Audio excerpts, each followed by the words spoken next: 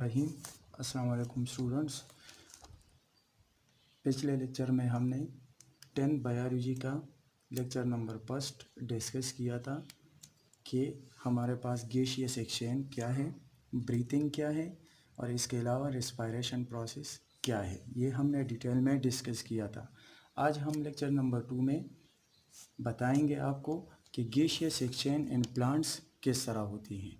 तो अगर हम प्लांट्स की बात करते हैं तो हम डिफिनीशन में प्लांट्स की गैसियस एक्सचेंज बताएंगे, ठीक है। और जब एनिमल्स की बात करेंगे तो उसमें हम फिर डिफिनीशन में एनिमल्स इंक्लूड करेंगे। अब प्लांट्स में और एनिमल्स में डिफरेंट काइंड्स का गैसियस एक्सचेंज होता है, क्योंकि प्लांट्स का जो हमारे पास बॉडी है वो अलग तरीके से बनी है और जो एनिमल्स की बॉडी है वो अलग तरीके से बनी है। तो एनिमल्स के पास लंग्स होते हैं, ब्रांकाई होते हैं, ब्रांक्यूल्स होते हैं, अल्विलाई सैक्स होते हैं, और प्लांट्स के साथ वो नहीं होते। तो इसमें किस तरह गैसियस एक्सचेंज होती है ये हम डिस्कस करेंगे। तो सबसे पहले अगर हम गैसियस एक्सचेंज को डिफाइन करेंगे कि प्लांट्स में किस तरह होती हैं, तो डिफिनीशन में हम कहते हैं कि it is the diffusion process in which the exchange of oxygen and carbon dioxide occurs between plants and environment। यहाँ हम plants क्यों लिखते हैं, क्योंकि गैसियस एक्सचेंज plants में हो रही है। यहाँ पर अगर एनिमल्स में होती तो हम एनिमल्स यहाँ लिखते हैं, ठीक है। तो इसी तरीके से ये एक दूसरे से डिफरेंट है।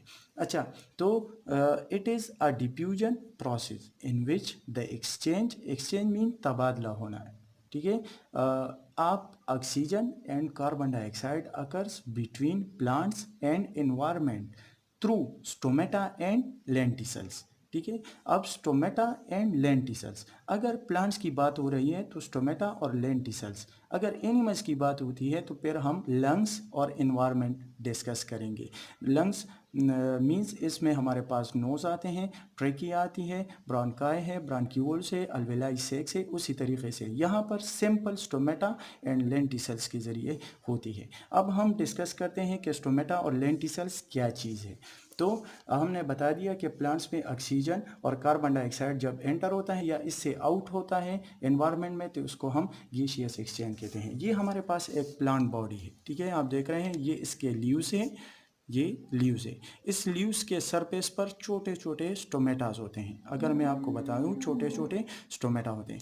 इस लीव से एक छोटा सा हिस्सा मैंने यहाँ पर आपको बता दिया है, यहाँ पर, ठीक है। ये माइक्रोस्कोपिक स्ट्रक्चर होता है और इसमें जब लीव की स्ट्रक्चर स्टडी करते हैं तो इसमें अपर एपिडर्मिस आता है, लोअर एपिडर्मिस आता है और इसमें छोटे छोटे स्टोमेटास होते हैं, जिस तरह मैंने आपको यहाँ बता दिया। ये स्टोमेटा अगर हम माइक्रोस्कोप के ज़रिए और भी जूम करें तो आपको पता चलेगा कि ये स्टोमेटा है और ये इसके गार्ड सेल्स है। ये गार्ड सेल्स स्टोमेटा को ओपन करता है और क्लोज भी कर सकता है। जब एनवायरनमेंट सुटेबल ना हो तो फिर ये गार्ड सेल्स स्टोमेटा को बंद करता है। जब एनवायरनमेंट सुटेबल होता है तो ये ओपन होता है, ठीक है। तो ये गार्ड सेल्स का जो फंक्शन है ये मैंने आपको बता दिया। Guard cells bean like structure होते हैं, ये बीन लोबे की शक्ल में होते हैं, बीन लाइक। ये स्टोमेटा को ओपन और क्लोज करते हैं।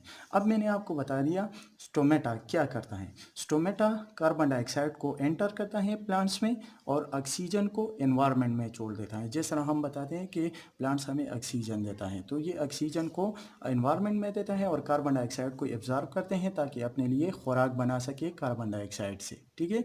तो ये कार्बन डाइऑक्साइड को खुराक करने के लिए यूज़ करता है और ऑक्सीजन हमें एनवायरनमेंट में हमारे लिए छोड़ देता है, ठीक है। अब अगर हम स्टोमेटा तो आपने जान लिया कि किस जगह मौजूद होते हैं, एपिडर्मिस में मौजूद होते हैं और ये गार्ड सेल्स पर मुश्तमिल होता है जो कि ओपन और क्लोज हो सकता है। और ये क्या करता है मैंने आपको बता दिया, कार्बन डाइऑक्साइड को एंटर करता है और ऑक्सीजन को देते हैं, ठीक है। डे नाइट प्रोसेस में डिस्कस करूँगा आगे, आपको ये फिर आसानी से आपको मालूम हो जाएगा कि किस तरह ये प्रोसेस होती है, ठीक है। लेंटिसल्स, लेंटिसल्स क्या है? A small scares on the woody stem, a small scares on the woody stem.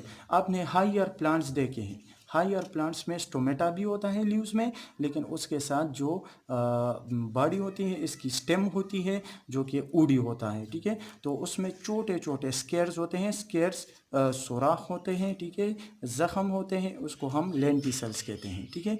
In lenticels की वजह से भी ये गैसियस एक्सचेंज कर सकता है, कार्बन डाइऑक्साइड को एंटर और ऑक्सीजन को बाहर कर सकता है। यानी जो भी गैसियस एक्सचेंज का प्रोसेस है ये लेंटिसल्स के ज़रिए भी हो सकता है, तो इसलिए मैंने यहाँ लेंटिसल्स भी लिखे थे। तो ओडी प्लांट्स में लेंटिसल्स के ज़रिए और स्टोमेटा दोनों, और जो लोअर प्लांट्स होते हैं, वो छोटे प्लांट्स होते हैं, उसमें सिर्फ स्टोमेटा के ज़रिए हो सकती हैं, क्योंकि उसके पास ओड नहीं होता, स्टेम ओडी नहीं होता, तो उसके पास लेंटिसल्स नहीं होते, ठीक है। अब हम आगे जाएंगे कि प्लांट्स किस तरह काम करता है। एक हमारे पास डे टाइम होता है, तो डे टाइम पर ये डिफ्यूज करता है कार्बन डाइऑक्साइड अपने लिए, ठीक है।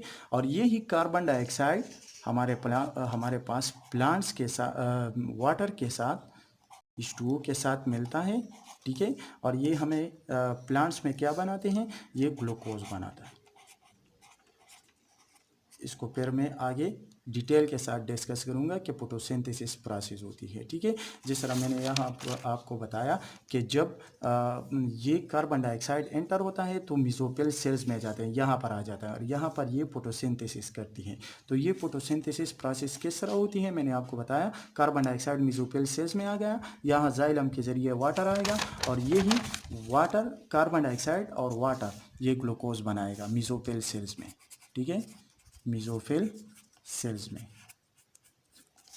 जब ये खुराक बनती है तो फिर क्या होता है, डे टाइम ख़त्म हो जाता है। जब डे टाइम ख़त्म हो जाता है तो फिर नाइट टाइम आती है।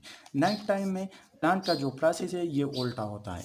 फिर नाइट टाइम में ये क्या करेगा, नाइट टाइम में मैं आपको बता दूं, ये ऑक्सीजन को डिफ्यूज़ करेगा,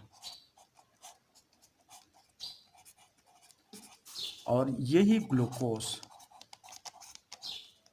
के साथ ये ऑक्सीजन बाइंड होगा, और हमें एटीपी, प्लांट्स में जो रेस्पायरेशन है वो होगी।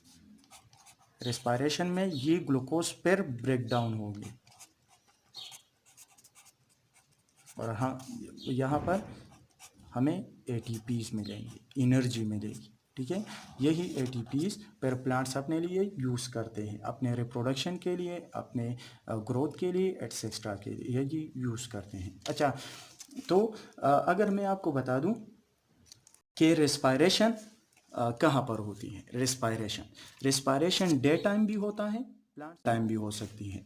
डे टाइम किस तरह होता है, डे टाइम तो ऑक्सीजन ये एब्जॉर्ब नहीं करते हैं कार्बन डाइऑक्साइड, तो फिर किस तरह ये रेस्पायरेशन करेगा। तो मैं आपको बता दूं कि ये रेस्पायरेशन के लिए ऑक्सीजन वाटर से लेता है, ठीक है। जो वाटर हम रूट्स में डालते हैं, रूट्स एब्जॉर्ब करते हैं उसको, तो जो ऑक्सीजन बच जाता है, कुछ ऑक्सीजन हमें देता है एनवायरनमेंट के लिए, और कुछ ऑक्सीजन बच जाता है जो कि रेस्पायरेशन के लिए यूज़ होता है।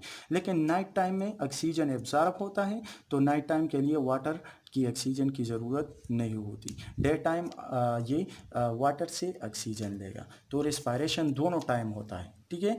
और डे टाइम फोटोसिंथेसिस भी होती है। ये फोटोसिंथेसिस का प्रोसेस है, मैंने आपको बता दिया, ये फोटोसिंथेसिस है, और ये हमारे पास रेस्पायरेशन है। तो फोटोसिंथेसिस और रेस्पायरेशन दोनों होंगे डे टाइम में प्लांट्स में, ठीक है। और एनिमल्स में तो फोटोसिंथेसिस नहीं होता। नाइट टाइम में फोटोसिंथेसिस नहीं होगा, सिर्फ रेस्पायरेशन प्रोसेस होगी। यहाँ पर दोनों, यहाँ पर सिर्फ एक, यहाँ पर ऑक्सीजन है, यहाँ पर ऑक्सीजन नहीं होता, लेकिन ये वाटर से लेगा रेस्पायरेशन के लिए। Thank you.